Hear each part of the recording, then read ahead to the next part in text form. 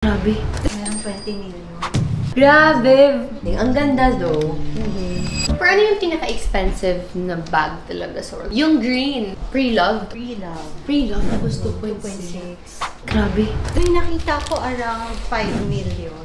Pero kapag may mga diamonds ka, merong 20 million. Yung in-auction. Di ba may nag-auction ng Jane Birkin? Grabe yung 600 million. Grabe. Sinong nanalo dun? Japanese. Yung owner ng Alu. 600 million? 600 USD? Philippine peso. Okay. Grabe, ang dami mong pera ganyan. Grabe. Pang ano lang yun bragging rights na meron ako nito. So guys, kung sino yung makabili nito, baka pwede kitang kuning ninang. Grabe! Ang ganda though. This is from kinonsign sa'yo. Grabe. Ba't ang ganda ng size? Size 30. This is 30. This is 30. Curious kasi ako, guys. Tapos hindi talaga nasisira yung...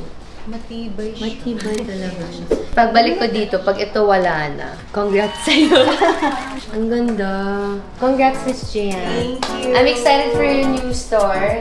And I'm excited for more. Thanks, Miss Gian. Nice to meet you. Go now.